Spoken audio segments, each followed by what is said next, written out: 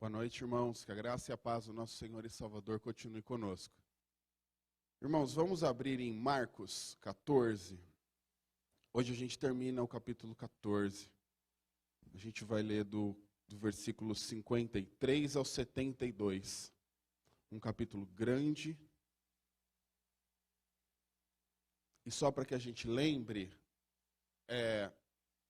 Jesus Cristo fez a sua última ceia com os discípulos, depois ele foi ao monte, orou lá no Getsêmani, foi traído.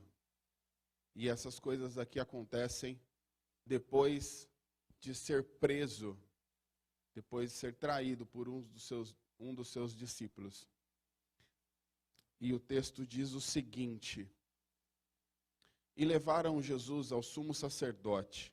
Então se reuniram todos os principais sacerdotes, os anciãos e os escribas.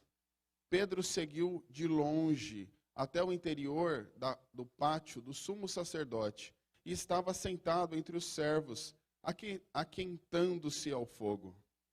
E os principais sacerdotes e todo o sinédrio procuravam algum testemunho contra Jesus para condenar à morte, mas não achavam nada, pois muitos testemunhavam falsamente contra Jesus, mas os depoimentos não eram coerentes. E levantando-se alguns, testemunhavam falsamente, dizendo: Nós o ouvimos declarar: Eu destruirei esse santuário edificado por mãos humanas, e em 3 dias construirei outro, não por mãos humanas. Nem assim o testemunho deles era coerente. E levantando-se o sumo sacerdote no meio, perguntou a Jesus: Você não diz nada em resposta ao que estes depõem contra você? Jesus, porém, guardou o silêncio e nada respondeu. O sumo sacerdote tornou a interrogá-lo: Você é o Cristo, o Filho do Deus bendito? E Jesus respondeu: Eu sou, e vocês verão o Filho do Homem sentado à direita do Todo-Poderoso e vindo com as nuvens do céu. O sumo sacerdote, rasgando as suas vestes, disse: Por que ainda precisamos de testemunhas? Vocês ouviram a blasfêmia. Qual é o parecer de vocês? E todos o julgaram réu de morte. Alguns começaram a cuspir nele, e cobrindo-lhe o rosto, a bater nele e a dizer-lhe: Profetize! E os guardas davam-lhe bofetadas. Estando Pedro embaixo no pátio, veio uma das empregadas do sumo sacerdote, e vendo Pedro que se aquecia, fixou os olhos nele e disse: Você também estava com Jesus, o Nazareno. Mas ele negou, dizendo: Não o conheço, nem compreendo o que você está falando. E saiu para o pórtico, e o galo cantou. E a empregada, vendo-o, tornou a dizer aos que estavam ali: Este é um deles. Mas ele negou outra vez.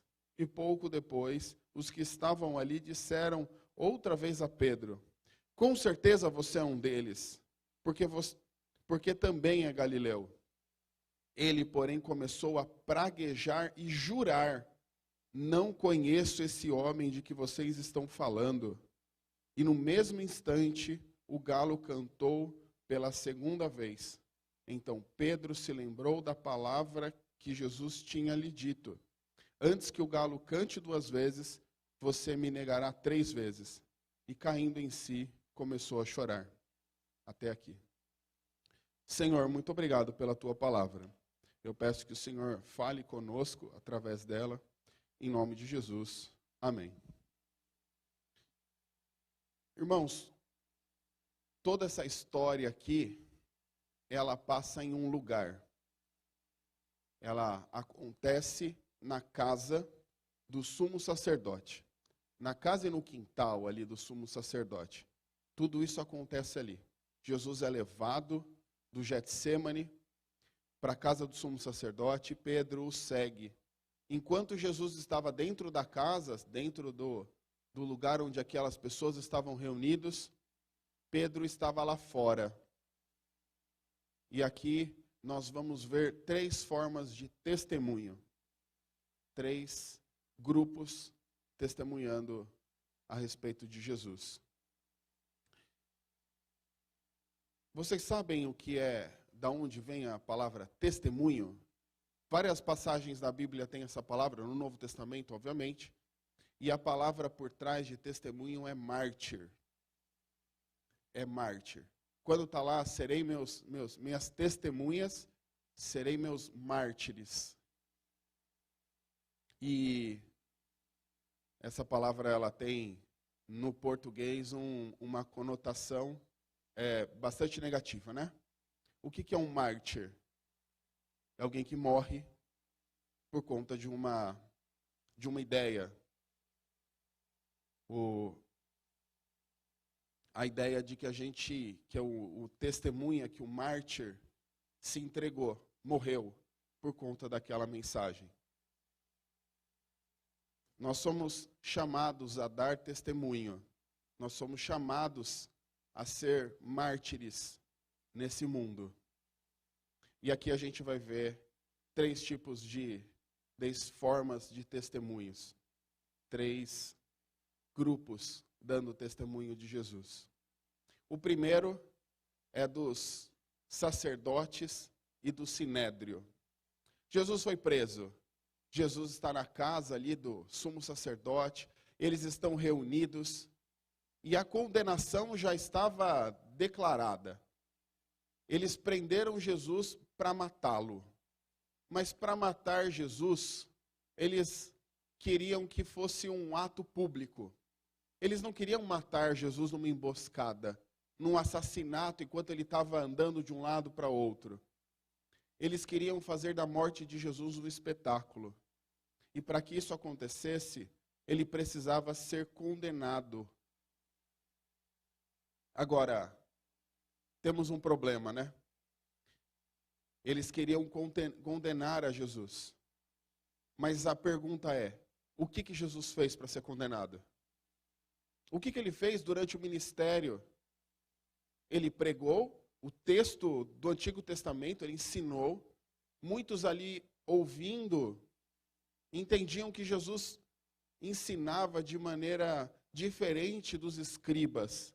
Ele ensinava com autoridade. E no momento nenhum do ministério de Jesus, alguém se levantou e falou que Jesus era um blasfemo, que o que ele ensinava estava errado. Em momento nenhum durante o ministério. Jesus também não roubou ninguém, não matou ninguém. Jesus não ofendeu ninguém. Claro, aqueles que se ofendiam com a verdade, esses sim foram ofendidos. Mas o que Jesus fez de errado para ser condenado e morto? Absolutamente nada. Eles queriam condenar Jesus para que a morte dele fosse um espetáculo para o povo. Mas Jesus não fez nada para isso. Então eles precisavam mentir. Eles precisavam dar falso testemunho para que Jesus fosse condenado. O texto diz que eles se juntaram e começaram a contar o que Jesus tinha feito. Jesus fez isso e fez aquilo, mas o testemunho não era coerente, o que o texto fala. Eles não conseguiam falar algo que condenasse Jesus e que eles mesmos não caíssem em contradição. Estava ficando difícil. E aí eles pegam uma fala de Jesus e diz assim, no 58 aí. Nós o ouvimos declarar, eu destruirei esse santuário edificado por mãos humanas, e em 3 dias construirei outro, não por mãos humanas. Talvez vocês pensem assim, mas Jesus não falou isso? Talvez Jesus falou isso? Então, o problema é que Jesus falou algo parecido com isso. É perto, mas não foi isso que Jesus falou. Em João 2, 18 a 21, Se vocês abrirem aí, a gente acompanha. João 2, 18 a 21. O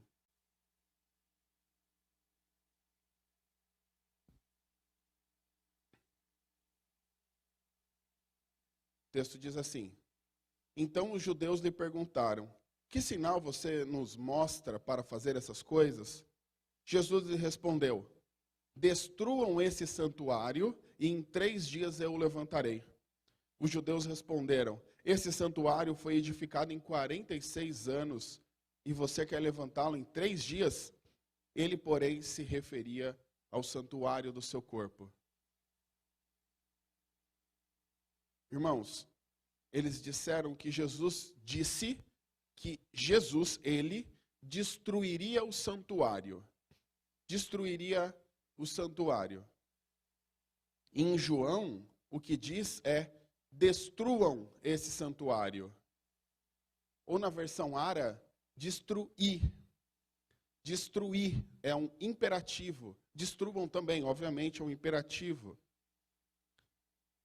Destruam vocês esse santuário, que em 3 dias ele será levantado novamente. Eu não estava falando aqui que ele iria destruir o templo. Ele não disse isso.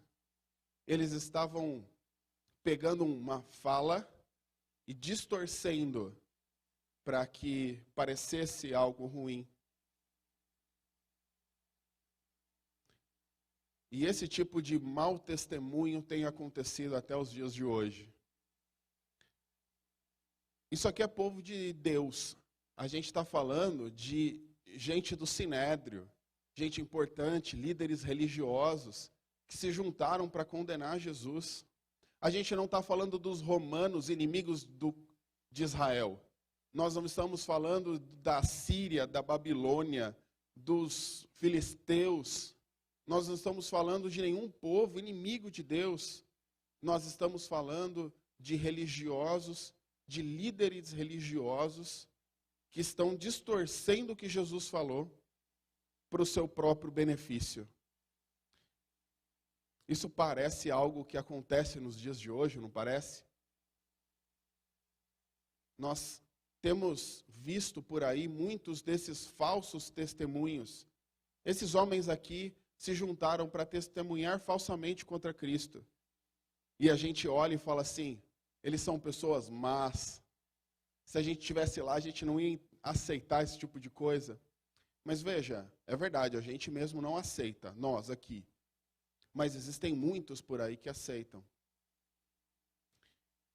E as teologias falsas e os falsos testemunhos, muitas vezes, irmãos, muitas vezes, tem uma roupa bem bonitinha. Você olha assim e fala: mas não é isso que Jesus falou? Não é isso que está na Bíblia? Irmãos, toda heresia tem um fundo bíblico. E engana os incautos, engana aqueles que não prestam atenção. Eu acabei de perguntar: não foi isso que Jesus falou? Alguns acenaram que sim.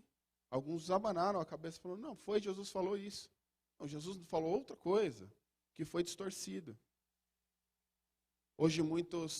Hoje, neste momento, estão pregando heresias ou distorções bíblicas, como, por exemplo, a teologia da prosperidade, que fala que nós somos, a nossa fé é medida pelos seus bens materiais, pela sua conta bancária, pelo seu carro. O amor que Deus tem por você é do tamanho do seu saldo. Olha que absurdo, irmãos. Olha que absurdo. Muitos pregam isso. Outros pregam uma outra teologia que chama teologia da libertação. Não é exatamente o que você está imaginando. A teologia da libertação não é expulsar demônio. Essa é outra que eu vou falar daqui a pouco. Teologia da libertação diz que nós devemos fazer ação social. Ao invés de pregar o evangelho, nós deveríamos ir para as nações, aos países pobres, e lá nós fazemos ação social, ajudamos as pessoas, e fazemos algo para a situação física delas. E o evangelho? Não precisa de evangelho. Jesus veio para dar o exemplo. E ele mostrou que ele se preocupa com o pobre. Tem também a da batalha espiritual e cura interior, né? Essa batalha espiritual é essa do expulsar demônio. Tudo é culpa do diabo, irmãos. Pisou fora da linha, é o diabo que fez alguma coisa na sua vida. Tem igreja que fala mais de diabo do que de Deus. Tem igreja que você ouve mais falar de Satanás do que do nosso Senhor Jesus Cristo. Eu mesmo, esse eu ouvi, tá bom? Um pastor famoso até, pregando numa igreja que eu fui convidado a participar do culto, porque foi o pastor famoso, me chamaram, eu estava de férias do seminário, fui, e foi uma pregação diabocêntrica. A gente aprende no seminário a fazer uma pregação cristocêntrica, onde Cristo é o centro. Essa não, essa falava das características do diabo e como ele atrapalha a vida das pessoas. E Jesus? Eu não vou exagerar falando isso. Eu não vou exagerar. E Jesus? O pastor, no final da oração, ele falava, em nome de Jesus. Foi o máximo que eu ouvi de Jesus naquele dia, irmãos. Eu não estou exagerando. Tudo é o diabo faz. Tem igrejas que estão falando por aí sobre maldição hereditária, que todos os seus problemas são causados pelos seus pais ou pelos seus avós, e que todas as suas dificuldades são carregadas aí pelos seus antepassados. Outras falam de cobertura espiritual, que se você não obedecer o líder religioso aqui, você sai da cobertura, dá brecha para o Satanás e ele te pega. Então, o fato é que todas essas teologias aqui têm um fundo de verdade. Deus quer abençoar o povo. Quer abençoar o povo. Deus quer dar provisão para você. Aquele que é cristão diz que o justo não mendiga o pão. Mas uma coisa é provisão, outra coisa é riqueza. Deus levanta alguns para serem ricos. E glória a Deus por isso. São os ricos que ajudam para que o sustento chegue aos pobres. Glória a Deus que temos pessoas ricas, que Deus levante mais pessoas ricas, mas saiba que não é a sua conta que garante para você o tamanho do amor de Deus. Não é ela que fala isso. Nós devemos ajudar o pobre, nós devemos auxiliar aquele que necessita, mas o principal auxílio é o evangelho, porque não adianta esse pobre, fazer faculdade, ficar rico, ganhar dinheiro, morar numa casa com piscina, e no final da vida dele, ele morar a eternidade no inferno. Nada adianta. É verdade que Satanás veio para roubar, para matar e para destruir. Isso é verdade. Mas Deus já enviou aquele que pisa na cabeça da serpente. E Satanás não tem nenhum poder sobre nós. 1 João diz que nós somos de Cristo e o maligno não nos toca. Satanás, ele realmente veio para nos tentar. Mas ele não é o centro da igreja. Nós não lutamos com ele. Nós adoramos o Rei. Nós adoramos a Cristo. Sobre maldição hereditária, é verdade que nós caímos nos pecados dos nossos pais. Mas também diz o profeta que aquele que não pecar nos caminhos dos seus pais, esse não morrerá por isso. E sobre cobertura espiritual também é verdade que nós devemos respeitar a liderança, nós devemos respeitar as instituições, mas nós devemos respeitar enquanto elas forem fiéis às Escrituras. Enquanto o líder fala algo que é bíblico, que é verdadeiro, respeite. A hora que ele sair, você não respeite mais. Não precisa obedecer. Inclusive, essa é uma das perguntas que, quando a gente vai ser vai receber alguém aqui, vocês já viram. Vocês respeitam as autoridades instituídas por essa igreja enquanto elas permanecerem fiéis às Escrituras? Então, todas essas teologias aqui, irmãos, tem um fundo de verdade. Mas muitos desses, assim como esses homens do Sinédrio, assim como o sumo sacerdote, muitos desses líderes que pregam isso, desviam, torcem parte do que é dito para o benefício próprio. Nós temos vivido em um mundo de falsos testemunhos. Nós temos ouvido mensagens, pessoas, conversado com vizinhos e parentes. E muitos testemunham falsamente de Cristo. O único lugar que é realmente seguro para conhecer a Deus e conhecer a Cristo é a Escritura. E todas as vezes que nós nos desviamos, nós estamos cometendo esse pecado de falso testemunho. O outro grupo, que na verdade é uma pessoa só aqui, é aquele que tem medo do testemunho. Falamos do falso testemunho, agora nós vamos falar do medo do testemunho, que é a passagem de Pedro. Então, enquanto Jesus estava sendo acusado, Pedro estava no pátio da casa do sumo sacerdote. Então, eles estavam ali, e à noite, fria, um lugar deserto, tinha uma fogueira, e ele chega perto ali para se aquecer, para esperar, para acompanhar o que estava acontecendo, e alguém o reconhece. Fala assim, esse aqui não é aquele que estava com Jesus, o Nazareno? Ele é galileu, é ele. Bom, e Pedro o nega por 3 vezes, antes do galo cantar 2 vezes. Esse homem aqui nega Jesus. Por quê? Porque ele está com medo. Ele vê o mestre dele sendo preso. Ele tinha dito, eu sei, e eu nem vou entrar muito nesse assunto. Ele tinha dito que ele morreria por Cristo. E a gente já falou disso. Era a vontade dele, não de Deus. Mas, quando as coisas apertam, quando a situação começa a ficar difícil, Pedro nega.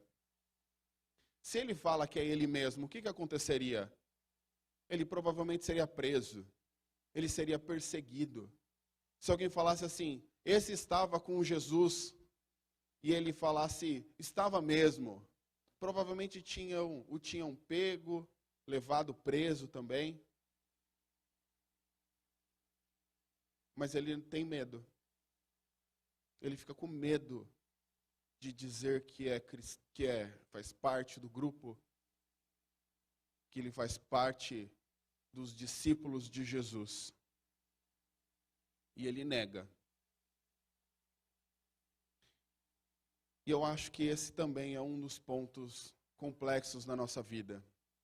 Nós devemos sim tomar cuidado com os falsos profetas, devemos ter cuidado com o falso testemunho, mas também nós precisamos ter cuidado para que a gente não fuja de dar testemunho, para que a gente não tenha medo de dar testemunho. E eu reconheço que é difícil. Eu sei que é difícil. Aqui é fácil. Eu estou falando daqui do púlpito para a gente que é crente. Você vai falar, essa parte é fácil. Eu sei, mas há alguns anos atrás eu estava na empresa, eu trabalhava com TI, fui metalúrgico. E eu sei o que é dar testemunho num ambiente de gente que escarnece a Cristo e escarnece aos cristãos. Eu sei que é duro. Eu sei que é difícil. Eu sei que se você se posicionar, você vai ser perseguido. Eu sei que se você confrontar as pessoas vão pegar no seu pé. Você vai ser excluído das rodas. você vai deixar de ter amigos. Eu sei disso. Isso acontece. Aconteceu comigo algumas vezes. O fato é que nós temos a tentação de fugir de dar o testemunho. De dar uma suavizada na mensagem de Jesus. De dizer assim, então, eu sou cristão, mas a minha igreja é tranquila. Fica tranquilo. Eu sou cristão, mas na minha igreja a gente não liga para as coisas. A gente liga. A gente liga, tá? Nós não somos tranquilos, não. Mas a gente faz isso por quê? Porque tem medo. Nós fazemos isso porque sabemos que seremos perseguidos. Sabemos que portas se fecharão. Sabemos que, às vezes, promoções não virão. O fato é que essa é uma realidade. O fato, esse é uma armadilha que qualquer um de nós aqui pode cair. Eu já caí algumas vezes. Eu já deixei de testemunhar algumas vezes. Eu já fui perseguido outras por ter dado testemunho. Mas isso é certamente uma das tentações que nós sofremos. Pedro, ele é um exemplo para muita coisa, inclusive para como não fazer de vez em quando. E nós devemos ser testemunhas de Cristo. Como eu disse, testemunhar é ser mártir. Algumas vezes nós pagaremos por isso, mas nós devemos testemunhar. A pergunta é, como? Como eu faço isso? Como eu vou ter coragem de falar para o meu chefe de Jesus? Ou como eu vou falar para o meu chefe que eu não vou mais cometer atitudes imorais? Eu nem vou falar das ilegais, eu vou falar das imorais. Como que eu vou falar para os meus amigos que eu não sou como eles, que eu não faço as mesmas coisas? Como a gente vai viver? Irmãos, o fato é que nós mesmos não damos conta. Pedro é exemplo disso.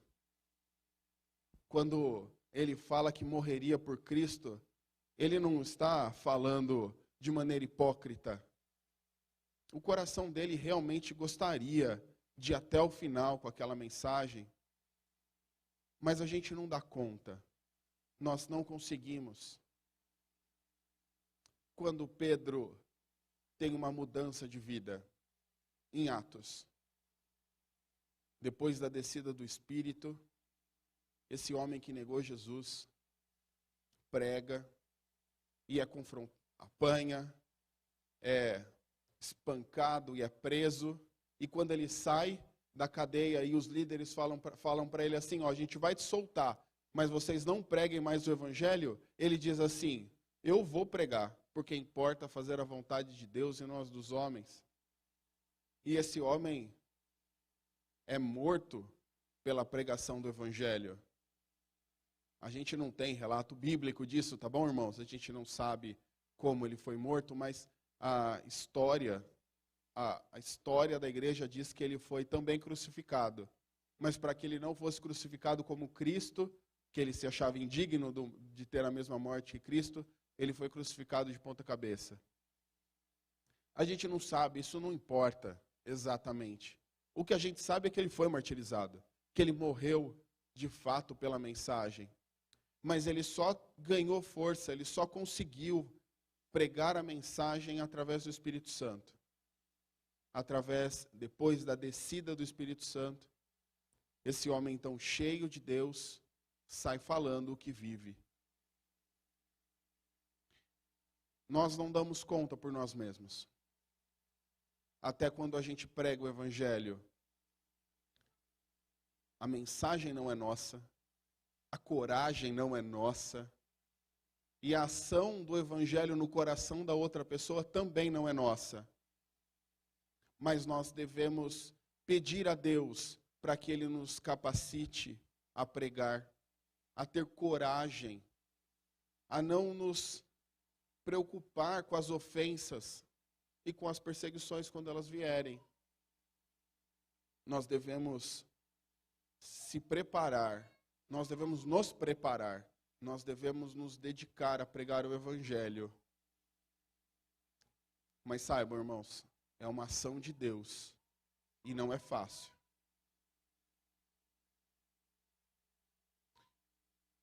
Não é fácil porque o próprio Cristo mostra pra gente que é difícil. Não pregação, não é isso. Mas a consequência de falar a verdade. Falar a verdade é tranquilo, todo mundo aqui consegue. O ponto é que realmente nós seremos perseguidos. E se a gente falou do falso testemunho e do medo do testemunho, agora nós vamos falar do verdadeiro testemunho, que é o que Jesus fez. Então, enquanto Pedro estava negando Jesus no pátio, Jesus estava sendo confrontado. E o sumo sacerdote, depois dos falsos testemunhos não conseguirem condenar Jesus, o sumo sacerdote chama Jesus e fala assim: você não vai se defender, não? E ele guarda silêncio, ele não fala nada. Jesus não tem o que se defender. Por que ele vai se defender? Se defender do quê? Se defender da mentira? Irmãos, um parênteses aqui. Se alguém falar algo que é mentiroso contra você, não se defenda. Não se defenda. Não se defenda. Quando você se defende, você valida a mentira. Quando você tenta retrucar contra aquela mentira contra você, quando você tenta explicar a situação, de certo modo a gente está aceitando aquela falsa acusação. Não se defenda. Não se defenda. Ah, mentiram contra mim. Tá bom. Tudo bem. Se é necessário explicação, claro, eu não estou falando que me chamaram lá no escritório da empresa, aí o cara me pergunta um negócio que disseram que eu fiz, eu vou ficar quieto. Não é isso. Explica o que aconteceu. Mas não fica debatendo, não fica gastando sua energia. A verdade, no final, prevalece. A verdade tem outro som. Mas o fato é que Jesus não fala nada. Jesus é acusado e ele fica quieto. E aí o sumo sacerdote chega para Jesus e diz assim: você é o Cristo, o Filho do Deus bendito? O que Jesus responderia aqui, irmãos? Jesus Cristo é totalmente homem e totalmente Deus. Como nós, homens, poderíamos nos colocar nesse momento e responder essa pergunta? Se a gente estivesse no lugar de Cristo. Ninguém aqui é Deus, tá bom? Só estou falando nesse ponto. O que a gente responderia? Aqui tinha duas decisões. Uma decisão, na verdade, dois caminhos. Jesus poderia dizer que não era e sair dali talvez livre, mentindo. Ou ele podia aceitar, podia falar que sim, que ele era mesmo, como de fato é. E aí ele sairia dali morto, ou iria para a morte. E Jesus responde: eu sou, e vocês verão o Filho do Homem sentado à direita do Todo-Poderoso e vindo com as nuvens dos céus. Irmãos, Jesus Cristo deu testemunho verdadeiro. Ele disse que ele era o Cristo, o Filho do Deus bendito. Ele não podia negar a própria natureza, seria mentira. E ele fala a verdade, sabendo que morreria. De vez em quando essa é a nossa decisão. De vez em quando essa é a encruzilhada que nós nos encontramos. De falar a verdade, ser perseguido e morrer. Morrer, às vezes, de maneira figurativa. Nem sempre figurativa. Porque em muitos países cristãos são mortos só por serem cristãos. Ou a gente pode negar, dizer que não é bem assim. E aí fugir. Jesus toma o caminho correto. Jesus fala quem ele é. Ele é o Cristo. Ele é o Filho do Deus bendito. E ele ainda adiciona: um dia vocês vão ver o Filho do Homem sentado à direita do Todo-Poderoso e vindo com as nuvens do céu. Isso vai acontecer. O sumo sacerdote aqui poderia, ouvindo isso, falar: não, se o homem está falando isso, ou ele é um mentiroso, ou ele realmente é o Cristo. O sumo sacerdote escolhe o lado errado. Ele rasga as vestes como um sinal de fúria, de blasfêmia, um sinal de quem está revoltado contra uma heresia. Ele rasga a sua roupa e aí todos encontram o que precisam para condenar Jesus. E aí passam a bater, cuspir e dar bofetadas. Jesus Cristo não poderia dizer que não morreria, que não era o Cristo. Ele não poderia negar quem ele é. Assim como nós. Nós não devemos negar quem nós somos. Nós não devemos negar que somos cristãos. Eu acabei de dizer que a gente tem medo, né? Eu sei. Mas a gente não deve negar quem a gente é. Quando perguntam para a gente quem você é, normalmente a gente fala o seu nome. Muitas vezes a gente associa a nossa identidade com a nossa profissão. Quem é você? Eu sou pastor, sou programador, sou fotógrafo, sou engenheiro, sou professor. Não. Antes de qualquer uma dessas atividades, e essas são atividades, quem é você? Você é um cristão. Você é um filho de Deus. E podem te perguntar isso. Perguntam de fato, de vez em quando. E nós não devemos negar quem somos. Nós não devemos negar com as nossas palavras e nem com as nossas atitudes. As nossas atitudes devem gritar para a sociedade que nós somos diferentes. Mas as nossas palavras também. Tem uma frase que diz assim: pregue, se preciso, com palavras. Na verdade, as palavras são precisas. Pregue com palavras. Você precisa dizer. E você não pode negar quem você é. Ah, mas se eu negar, certamente serei perseguido. E dependendo do país, até morto. É verdade. É possível. Se você for missionário, a gente recebeu aqui o reverendo Agripino, que é o diretor da PMT, ele contou aqui de testemunhos, e alguns ele pediu até para cortar. A gente talvez poste o vídeo aí em breve, não sei se a gente já postou, mas ele pediu para cortar algumas passagens, algumas falas lá no meio, porque para que a gente não exponha o missionário. Porque se algum hacker ou alguém pega aquela fala lá, esse cristão aí vai ser morto. E ele precisa evangelizar, ele precisa pregar lá no campo. E não ser morto porque foi exposto aqui. A gente não precisa disso. Mas tem lugares que, se você for descoberto como cristão, você morre. Na China, na Coreia do Norte, alguns países muçulmanos. Você morre se você for um cristão. E aí essa proteção da nossa vida aparece, né? Aí que se aflora a nossa vontade de continuar sobrevivendo. Mas eu vou negar Jesus Cristo? Então, não deveria. Não deveria.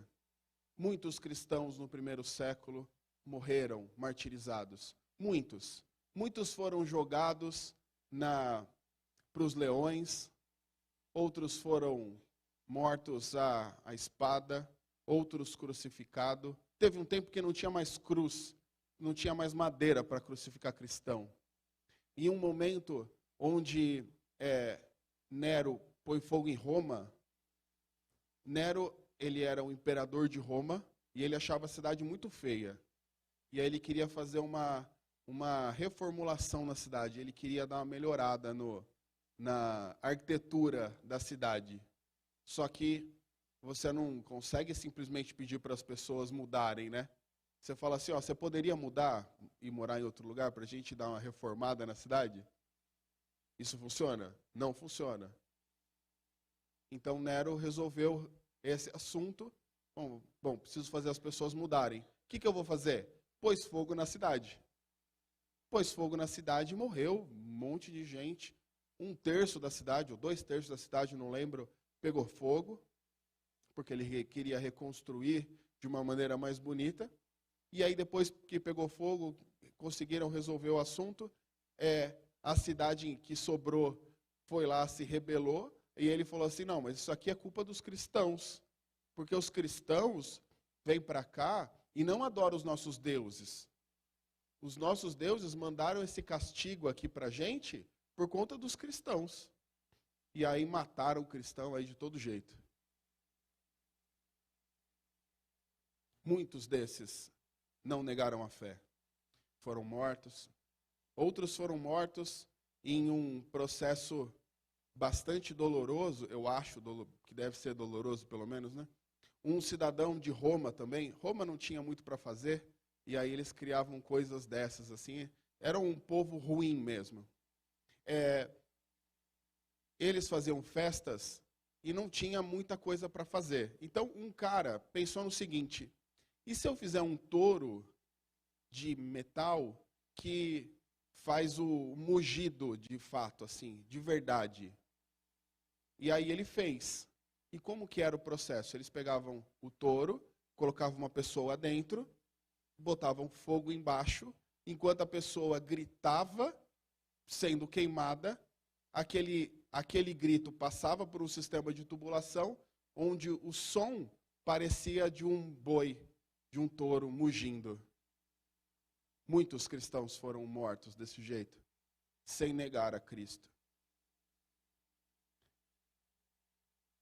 Nós somos perseguidos, mas nós não devemos negar quem nós somos. Nós somos cristãos, nós somos filhos de Deus. Por mais que a gente possa morrer, nós devemos sustentar o nosso testemunho até o final. Pelo que o próprio Cristo disse. Ele disse assim, eu sou o Filho do Homem. E vocês verão o Filho do Homem à direita do Todo-Poderoso, vindo com as nuvens do céu. Jesus Cristo estava falando assim, eu sou o Cristo, e um dia vocês vão ver a minha vitória. Mesmo que agora vocês me matem, mesmo que agora vocês tirem a minha vida. Um dia vocês vão ver a minha vitória. Vocês vão me ver sentado ao lado do Deus Todo-Poderoso. E voltarei a esse mundo para julgá-lo. Irmãos, nós não devemos negar quem nós somos, porque nós somos do lado vitorioso. O que eles podem tirar de nós? Eles podem te matar. E daí? E daí? Eles não podem nos tirar absolutamente nada, porque nós não vivemos essa vida. A nossa vida é nada. A nossa vida é um sopro que amanhã vai embora. Nós estamos do lado do vitorioso. Um dia Jesus Cristo virá para julgar o mundo e nós estaremos ao lado dele. Todos aqueles que negaram a Cristo estarão do lado dos derrotados. Aqueles que abaixarem a sua cabeça, aqueles que negarem Jesus Cristo negará no último dia. Por mais que seja doloroso, irmãos, ser torturado e morto. por mais que seja doloroso ser perseguido no trabalho, perder o emprego, ou ver os colegas de trabalho prosperando financeiramente. Irmãos, isso é um sopro, isso não é nada perto da eternidade gloriosa com Cristo. Antes de qualquer prazer nesse mundo, nós somos cristãos. E qualquer prazer desse mundo, por maior que seja, não se compara à glória que receberemos na eternidade. Nós viveremos a eternidade com Cristo para sempre, aproveitando de todos os benefícios desse mundo, de todas as alegrias. E por isso nós devemos testemunhar a Cristo. Nós devemos ser parte, nós devemos ser mártires desse mundo, para que Cristo seja conhecido por todos. Vamos orar? Senhor Deus, nós te agradecemos pela tua palavra, Senhor. Pedimos que o Senhor continue falando conosco, que o Senhor nos transforme a cada dia, que o Senhor nos afaste do falso testemunho, que o Senhor nos dê coragem para pregar o verdadeiro evangelho e que o Senhor nos ajude a pregar, Senhor, de maneira com intrepidez. Que nós coloquemos a tua mensagem acima da nossa própria vida. Que a tua verdade, Senhor, esteja acima do que nós somos, esteja acima do que nós fazemos, porque antes de qualquer coisa nós somos teus filhos. Pai, nos ajuda a viver desse modo, em nome de Jesus. Amém.